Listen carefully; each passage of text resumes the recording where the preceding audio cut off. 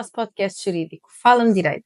Aqui falamos de direito do trabalho, direito da família e até direito imobiliário. Hoje vamos falar de direito imobiliário e trazemos um caso real, que se tratou de um senhor que viu a sua casa ser assaltada e, na sequência do assalto, bateu com um pau no assaltante, ele morreu e foi condenado a 8 anos de prisão. Filipa, conta-nos um bocadinho sobre este caso. 8 anos de prisão por homicídio, não é? Homicídio, é engraçado exatamente. que é importante perceber se este homem agiu ou não em legítima defesa. E é isto que eu gostava de trazer aqui, que eu acho que é importante perceber se até que ponto é que eu, ao defender a minha propriedade, o meu imóvel, as minhas coisas, eu posso avançar com algum tipo de atuação, de modo a frear aqui a conduta. E, portanto, vamos aqui falar um bocadinho sobre a legítima defesa. O que é proporcional, o que é que não é proporcional, se faz sentido, se nós, de facto, de repente vemos uma pessoa que não conhecemos de lado nenhum a entrar por nossa casa e a tirar tudo aquilo que nos pertence, o que é que nós podemos fazer? Exatamente, podemos usar a força, não podemos usar a força. Pronto. Regra geral, aqui, a legítima defesa, quando invocada, nós temos que ter noção que tem que ter em conta aqui um critério de proporcionalidade.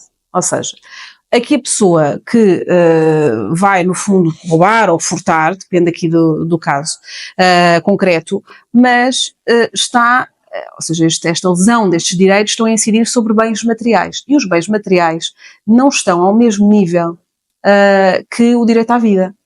Portanto, nós temos que respeitar o direito à vida do ponto de vista constitucional, é um direito muito valorado, não é?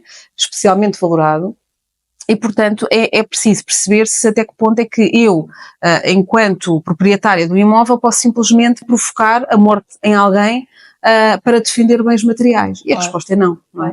Portanto, dentro do direito português, nós não podemos realmente atuar com força desmedida para proteger interesses materiais.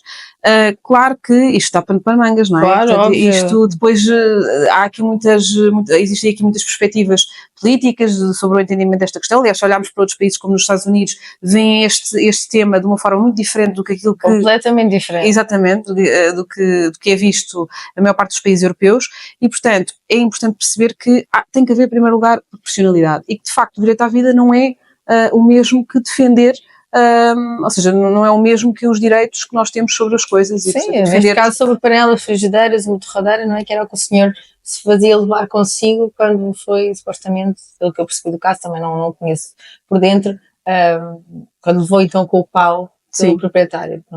Eu acho que também é importante nós percebermos até que ponto é que faz sentido sequer ter esta abordagem. Isto é óbvio que é compreensível que ninguém quer ter um estranho a entrar pela casa adentro e a levar aquilo que tem no recheio da sua casa, mas também saber de antemão que perante essa situação o que é que deve fazer.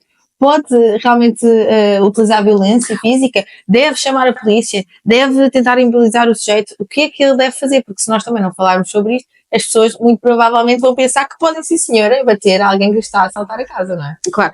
Aqui, basicamente, é sempre muito difícil, estes temas são sempre muito complicados, até porque nós não podemos dissociar isto do momento, do contexto em que estas coisas acontecem. Claro. A pessoa está em tensão, neste caso em particular, obviamente que eu não posso comentar aqui muito concretamente o caso, porque, a não ser aquilo que vem nas notícias, porque obviamente eu não conheço o processo, Claro. E portanto não consigo perceber exatamente o que é que aconteceu. Isso, portanto, se foi excessivo ou não. E mesmo até do ponto de vista do enquadramento jurídico, porque nós podemos estar aqui a falar de um homicídio, de facto, ou aqui, ainda aqui um bocadinho para uma questão mais técnica, que não gostaríamos muito de abordar aqui também no podcast, porque são precisamente por serem questões mais técnicas, mas podemos estar a falar ou de um homicídio ou de uma ofensa à integridade física agravada pelo resultado. Agora, isto vai depender da prova e daquilo que realmente a investigação... Sim, mas podemos falar de forma geral. Mas de qualquer das maneiras, aquilo que eu te queria dizer é, imagina, como é que a pessoa deve reagir? Há um exemplo típico que eu julgo que também saberás, que é, imagina, a proporção, em termos de proporção, o que é que eu posso utilizar para afastar um perigo, não é? Claro. Legitimamente afastar esse perigo. Nós podemos dar aqui um exemplo, por exemplo, um quadro Super valioso, super valioso, não é? De falar, por exemplo, da Mona Lisa, que vale, bem, não é faço ideia, mas deve valer muito. inquantificável. Se de repente nós virmos um sujeito simplesmente a levar o quadro, não é? Claro. O que é que nós gostamos de ver aquela situação, o que é que podemos fazer? Na verdade, não podemos lhe dar nenhuma paulada, nem matá-lo. Claro. Porquê? Porque em Portugal. Porquê? Claro. Porque, de facto, aquele bem, por mais valioso que seja, não é? Vale muito por muitos milhões que valha, que o dano provocado aqui ao assalto. Exatamente. Claro. E, portanto, eu acho que com este exemplo talvez as pessoas consigam perceber um bocadinho que são coisas completamente diferentes. Claro que o que é que se pode fazer? Bom, tentar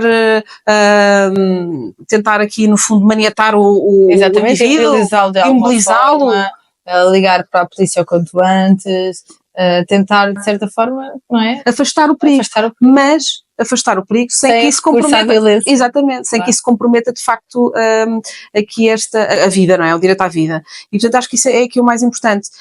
Claro que, pronto, muitas vezes a situação, e é isto que eu queria dizer, é que muitas vezes a situação, o contexto em que ela acontece, ainda por cima no caso da notícia eu penso que o senhor até no dia anterior tinha sido alvo de exatamente o mesmo já crime. Estava completamente portanto, não é? Tudo isto depois já leva a pessoa a reagir a quente. E na verdade a pessoa quando se depara com um momento destes, não é? Que não sabe muitas vezes reage por instinto, não é? Por instinto, e até é muito complicado às vezes nós conseguimos perceber de que forma que era obrigatório ou expectável que aquela pessoa, naquele caso em concreto, conseguisse medir a força precisa para que seja proporcional, neste caso não havia agressão, mas se havendo uma agressão, proporcional à agressão sofrida. Claro. Porque tem que ser. Porque na verdade, não pode ser mais. Exatamente. É porque aquela que estamos a sofrer, portanto é complicado às vezes. Se o senhor tivesse tentado dar com uma panela, se ele desse com o pau, aí já seria proporcional. Mas aqui o que é importante percebermos é que supostamente não haveria aqui uma violência da parte do assaltante. Ele simplesmente pegou e foi embora. Portanto, pegando e indo embora é um crime, como é lógico, deve ser punido, mas em sede judicial. Não somos nós, mesmo que sejamos proprietários da coisa, que temos que estar aqui a fazer a nossa própria justiça. É precisamente o cerne da questão é esse. Portanto, é isso, e acho que explicaste bem, que é a proporção, não é? Ou seja, aquela pessoa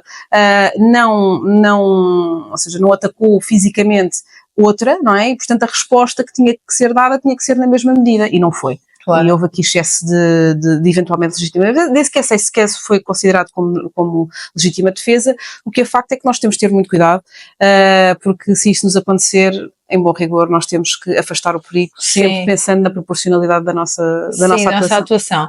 Acho que é um ponto importante, que daqui para a frente as pessoas consigam também perceber, quem nos está a ouvir, que por mais, às vezes, ridículo que pareça, se nós formos, por exemplo, vítimas de um assalto, nomeadamente se nos tirarem um telemóvel sem violência, por exemplo, estamos num café, tem um telemóvel ao lado, passa uma pessoa, leva o nosso telemóvel, não nos tocou sequer, nós podemos ir a correr atrás dela, mandá-la ao chão e batemos porque aquela pessoa nos roubou, neste caso não roubou, furtou o telemóvel, porque foi sem violência, ou isso já seríamos nós a praticar nós um crime.